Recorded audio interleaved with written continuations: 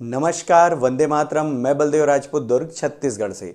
आज हम लोग बात करेंगे कि सप्लीमेंट्री आने के बाद आप क्या क्या कर सकते हैं, सप्लीमेंट्री का एग्ज़ाम कब होता है, हम सप्लीमेंट्री कब डिक्लेयर किए जाते हैं, हम कैसे पढ़ाई करें और सप्लीमेंट्री का रिजल्ट क्या आता है, इस बारे में आज चर्चा करेंगे। मैं आप सभी से ये रिक्वेस्ट करूंगा कि जो भी बच्चे सप्लीमेंट्री आए हुए हैं उसे इस वीडियो को ज़रूर फॉरवर्ड करें और इस वीडियो को अंत तक देखें, ताकि इस वीडियो में आपके सारे क्वेश्चंस के जो आंसर हैं वो लगभग आपको मिल जाएंगे। तो चलिए शुरू करते हैं। देखिएगा, सप्लीमेंट्री एग्जाम 24 मतलब जो 2023-24 में जो एग्जाम हुआ है उसमें बहुत सारे बच्चे सप्लीमेंट्री आए हैं। अब जब जो बच्चे सप्लीमेंट्री आते हैं वो दो टाइप के होते हैं। पहले वो स्टूडेंट जो रेगुलर कर रहे हैं और दूसरा वो जो प्राइवेट कर रहे हैं। आप सभी को पता होगा, छत्तीसगढ़ की जितनी भी यूनिवर्सिटीज़ हैं, स्पेशली दुर्ग यूनिवर्सिटी या PTRSU, उसमें रेगुलर स्टूडेंट में 90 और 10 का परसेंटेज रहता है। मतलब जो फाइनल एग्जाम होता है वहाँ से 90% मार्क्स उठाए जाते हैं, जबकि इंटरनल से 10% दिया जाता है। वहीं अगर मैं प्राइवेट की बात करूँ तो 100% जो आपका जो नंबर है वो फाइनल एग्जाम से ही लिए जाते हैं। तो जो भी बच्चा जो सप्ली आया होगा, या तो वो रेगुलर होगा या तो प्राइवेट होगा। अगर वो बच्चा रेगुलर वाला है तो उसके पास एक एडवांटेज रहता है कि उसको 10% इंटरनल मार्क्स उसमें ऐड करके मिलता है, जबकि प्राइवेट वाले बच्चे को अपना पूरा एफर्ट देना पड़ता है पास होने के लिए। अब देखेंगे पासिंग मार्क्स कॉन्सेप्ट क्या है। तो पासिंग मार्क्स ऐसा है कि अगर आपका 50-50 नंबर का दो पेपर हो रहा है तो आपको दो पेपर मिला के 33 लाना है। वहीं अगर आपका 150 मार्क्स का पेपर है तो आपके पास दो ऑप्शन है। हो सकता है आपके दो पेपर 75 मार्क्स के हों तो आपको पासिंग मार्क्स 50 चाहिए। वहीं BSc मैथ्स की बात करूं सेकेंड ईयर और फाइनल ईयर की, तो 50-50-50 मतलब फर्स्ट पेपर 50, सेकेंड पेपर 50 और थर्ड पेपर 50 नंबर का होता है। तो इस टाइप का अगर कोई सिस्टम होगा तो उसमें पासिंग मार्क्स 50 रहेंगे। वहीं अगर हिंदी इंग्लिश की बात करूं तो 75 में 26 नंबर जो है वो पासिंग मार्क्स हैं। वहीं अगर हम प्रैक्टिकल की बात करें तो 50 में 17 मार्क्स मतलब 50 में 17 नंबर जो है वो पासिंग मार्क्स रखे गए हैं। एक चीज़ याद रखिएगा, आपका ओवरऑल अगर 50-50 करके अगर 150 नंबर का पेपर हो रहा है या 75-75, तब आपका मार्क्स 50 है। कई बच्चे क्या करते हैं कि प्रैक्टिकल मार्क्स और थ्योरी मार्क्स, जैसे मान के चलिए 100 नंबर का थ्योरी मार्क्स है और 50 नंबर का प्रैक्टिकल मार्क्स है, तो 150 में अगर उनको 50 से प्लस मिलता है तो वो लगता है वो पास हैं। बिल्कुल ऐसा नहीं है। आपको अगर 50-50 नंबर के आपके दो पेपर हुए हैं किसी भी सब्जेक्ट के, तो पास होने के लिए आपको मिनिमम 33% चाहिए रहेगा, मतलब 33 मार्क्स ही रहेंगे। तो अगर हम ओवरऑल इसको बात करें तो यहां पर जो पासिंग मार्क्स का जो कॉन्सेप्ट है वो 33% रखा जाता है ओवरऑल, मतलब आपको दो पेपर मिला के उतना स्कोर करना होता है। अब बात करते हैं एक सब्जेक्ट में सप्लीमेंट्री की। देखिएगा, दुर्ग यूनिवर्सिटी का ऑर्डिनेंस नंबर 6 ये कहता है कि यूनिवर्सिटी एग्जाम मतलब BSc, BA, BCom इन सभी में आपको सिर्फ एक सब्जेक्ट में सप्ली मिलेगा। केवल पिछले साल ऐसा हुआ था, मतलब जो 22-23 वाला जो सेशन था उसमें दो सब्जेक्ट में सप्ली दिया गया था, जबकि उससे पहले और उससे बाद में हमेशा एक सब्जेक्ट में सप्ली दिया जाता है। तो चाहे आप दुर्ग यूनिवर्सिटी के हों, PTRSU के हों या किसी भी छत्तीसगढ़ के बाहर के यूनिवर्सिटी के हों, कोई फर्क नहीं पड़ता, आपको एक सब्जेक्ट में सप्ली दिया जाएगा, चाहे वो BSc हो, BA हो, BCom हो।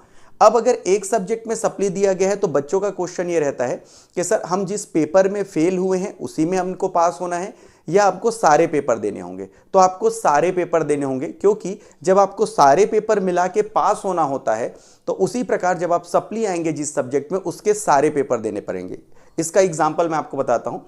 फॉर एग्जाम्पल, कोई बच्चा जो है BSc सेकेंड ईयर या फाइनल ईयर का स्टूडेंट है और मैथ्स में सप्ली आता है, तो उसे मैथ्स का जो सप्लीमेंट्री एग्जाम होगा उसमें मैथ्स का पहला पेपर, दूसरा पेपर और तीसरा पेपर दोनों देना पड़ेगा। यह सेकेंड ईयर और फाइनल ईयर के लिए है BSc में। वहीं अगर कोई फर्स्ट ईयर का बच्चा होगा तो पिछले साल क्योंकि कोर्स चेंज हुआ था और मैथ्स के 3 पेपर को 2 पेपर में कन्वर्ट कर दिया गया था, तो उसे फर्स्ट ईयर का बच्चा अगर कोई सप्ली आया है तो उसे मैथ्स का पहला पेपर और दूसरा पेपर सप्ली के फॉर्म में देना पड़ेगा। वहीं अगर केमिस्ट्री की मैं बात करूं सेकेंड ईयर और फाइनल ईयर की, तो उसमें इनऑर्गेनिक केमिस्ट्री, ऑर्गेनिक केमिस्ट्री और फिजिकल केमिस्ट्री, उनको अगर केमिस्ट्री में सप्ली है तो ये तीनों पेपर देंगे।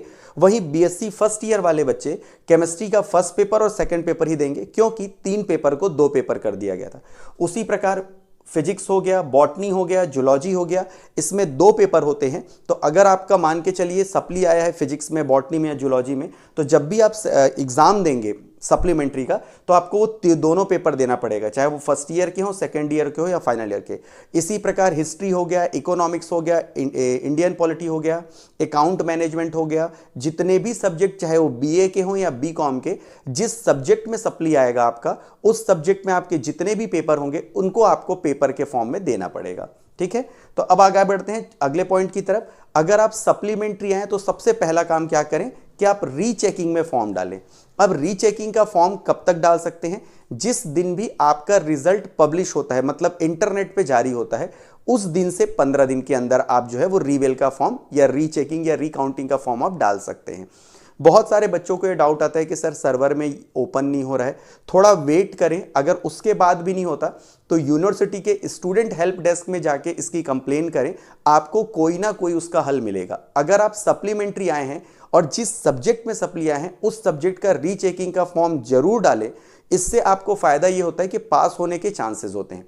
अब कई बच्चे पूछते हैं कि सर कितना नंबर बढ़ता है, तो नॉर्मली अगर 3-4 नंबर या 5 नंबर आपका पासिंग मार्क्स में कम है तो वो बढ़ने के चांसेस रहते हैं। मैं 2008 से पढ़ा रहा हूँ बीएससी वालों को, तो मैंने ये चीज़ नोटिस की है कि लगभग 1 से लेके 6-7 नंबर तक आसानी से बढ़ जाता है कई बार।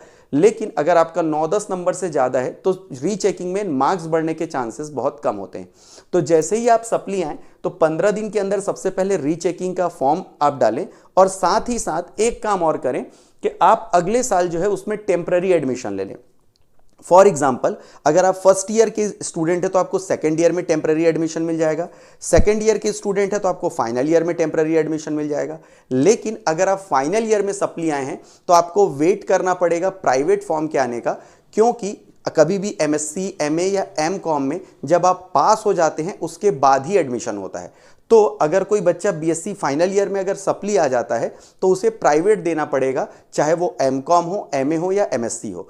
एक चीज़ मैं क्लियर कर दूं, एमएससी केवल जो नॉन प्रैक्टिकल सब्जेक्ट है उसी में होता है। जैसे कि मैथ्स में आप प्राइवेट एमएससी कर सकते हैं, लेकिन फिजिक्स केमिस्ट्री में आप प्राइवेट एमएससी नहीं कर सकते, क्योंकि फिजिक्स और केमिस्ट्री में प्रैक्टिकल होता है। तो अगर कोई भी बच्चा फाइनल ईयर में अगर उसका सप्ली आ जाता है तो उसे सप्लीमेंट्री के रिजल्ट आने का वेट करना पड़ेगा, और रिजल्ट आने के बाद वो प्राइवेट में जो है वो अपनी एमएससी कर सकता है। तो पहला काम क्या कीजिए आप कि सबसे पहले आप रीचेकिंग में फॉर्म डालिए। रीचेकिंग में फॉर्म कब डालना है? जिस दिन भी रिजल्ट पब्लिश हुआ उसके 15 दिन के अंदर डालना है। उसके बाद फिर टेम्पररी एडमिशन ले लीजिए अगले सेशन में। आप केवल 50% जो फीस देके आप अपना एडमिशन ले सकते हैं। अब आते हैं अगले टॉपिक की तरफ या अगले जो क्वेश्चंस की तरफ। तो उसमें देखिएगा रीचेकिंग का रिजल्ट कब आता है।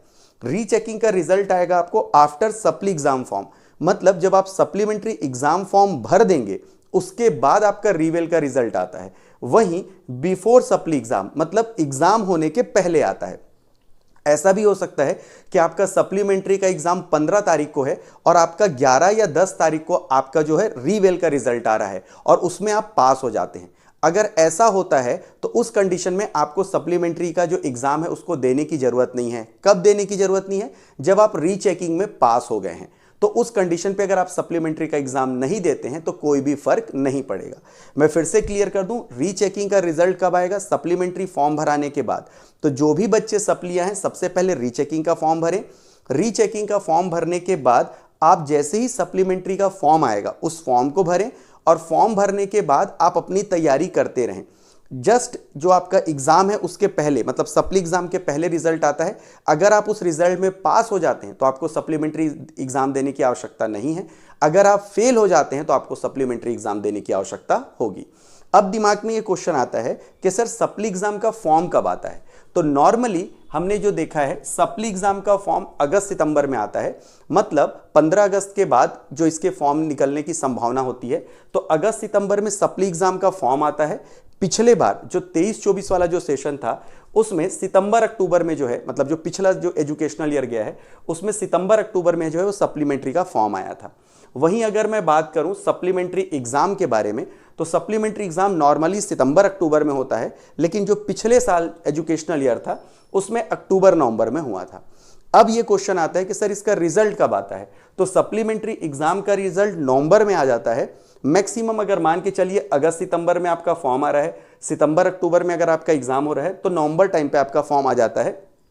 अगर ये डिले होता है तो उस कंडीशन में दिसंबर तक जा सकता है। और याद रखिएगा, कभी भी सप्लीमेंट्री फॉर्म का जो रिजल्ट है उसके आने के बाद ही आपका नए सेशन का प्राइवेट का जो फॉर्म है वो निकलना चालू होता है। तो जब तक आपका सप्लीमेंट्री का रिजल्ट नहीं आएगा तब तक जो अगला जो प्राइवेट वाले जो बच्चे हैं उनका फॉर्म नहीं भराएगा। तो आप निश्चिंत रहें कि लगभग नवंबर दिसंबर में आपका रिजल्ट आ जाता है, वही दिसंबर के लास्ट में लगभग प्राइवेट के फॉर्म चालू हो जाते हैं। तो जो बच्चे आपके फाइनल ईयर के बाद जो प्राइवेट करना चाहते हैं वो भी आराम से कर सकते हैं। अब ये क्वेश्चन उठता है कि सर सप्लीमेंट्री एग्जाम की तैयारी हम कैसे करें। याद रखिएगा, मैं इससे पहले ही वीडियो बना चुका हूं बहुत सारे कि हम एग्जाम की तैयारी कैसे करें। उसी एग्जाम की तैयारी जब एग्जाम चालू होने वाला था उससे पहले ही मैंने वीडियो बनाया है। मैंने एक प्लेलिस्ट का लिंक हमेशा डिस्क्रिप्शन में देता हूं आपको, प्रॉब्लम वर्सेस सॉल्यूशन। उस प्रॉब्लम वर्सेस सॉल्यूशन वाले अगर आप कॉलम में जाएंगे तो आपको स्टूडेंट से रिलेटेड जितने भी डाउट्स हैं वो वहां पे क्लियर हो जाएंगे। आपको पढ़ना कैसे है, आपके करियर ऑप्शंस क्या हैं, उनके बारे में डिटेल वीडियो मैंने बनाए हुए हैं। तो आप चाहें तो डिस्क्रिप्शन में जाके प्रॉब्लम वर्सेस सॉल्यूशन में जाके आप जो प्लेलिस्ट है उसमें हमको कैसे पढ़ना चाहिए कि हम मिनिमम टाइम पे ज़्यादा नंबर ला सकें उसके बारे में डिटेल वीडियो बनाया गया है। अब देखिएगा सप्लीमेंट्री आने का हमारे करियर पे क्या फ़र्क पड़ता है। तो अगर आप फर्स्ट ईयर पे अगर सप्लीमेंट्री आते हैं तो आप सेकेंड ईयर में कोई खास फर्क नहीं पड़ेगा। सेकेंड ईयर से फाइनल ईयर में जाते हैं तो भी कोई फर्क नहीं पड़ेगा। फर्क केवल तब पड़ता है जब आप फाइनल ईयर में हैं और उस कंडीशन पे अगर आप सप्ली आ जाते हैं तो आपको रेगुलर मास्टर्स में जो है वो आपको एडमिशन नहीं मिलता। इसीलिए आपको रेगुलर की जगह क्या करना पड़ता है, प्राइवेट करना पड़ता है। तो जो बच्चे रेगुलर ही करना चाहते हैं मास्टर्स, उनके लिए अगर फाइनल ईयर में अगर आपका सप्ली आया है तो ये एक ड्रॉबैक है। इसका गवर्नमेंट जॉब पे कोई भी फर्क नहीं पड़ता। गवर्नमेंट जॉब में बिल्कुल फर्क नहीं पड़ता कि आप फाइनल ईयर में सप्ली आए थे कि नहीं आए थे, उन सब चीज़ों से कोई मतलब नहीं है। उनको खाली आपके पासिंग परसेंटेज से बस मतलब होता है। अब ये जो पूरा इम्पैक्ट था सप्ली का, मैंने इस वीडियो में कोशिश की है कि आपके सारे डाउट्स क्लियर हो जाएं। अगर कोई मैंने टॉपिक मिस किया हो तो कमेंट बॉक्स खुला हुआ है, आप जाके कमेंट कर सकते हैं। पर इस वीडियो को ध्यान से देखेंगे तो आपको एक चीज़ समझ में आएगी कि अगर मान के चलिए रीचेकिंग का रिजल्ट सप्ली फॉर्म के बाद आता है तो हम तो सप्ली फॉर्म का पैसा दे दिए रहेंगे, और उसके बाद अगर हम पास हो जाते हैं तो इस पैसे का क्या होगा। तो ये पैसा रिफंड भी होता है, और ये कैसे रिफंड होता है इसके बारे में भी मैंने वीडियो बना के रखा हुआ है, जो आपको मेरी प्लेलिस्ट प्रॉब्लम वर्सेस सॉल्यूशन में मिल जाएगा। तो मैं उम्मीद करता हूं कि इस वीडियो के माध्यम से सप्लीमेंट्री से रिलेटेड आपके मन में जो भी डाउट रहा होगा उसको मैं क्लियर कर पाया हूं। मैथ्स, फिजिक्स और यूनिवर्सिटी रिलेटेड अपडेट देखने के लिए आप मेरे चैनल को सब्सक्राइब भी कर सकते हैं। तो मिलते हैं अगले वीडियो में, तब तक के लिए जय हिंद, वंदे मातरम।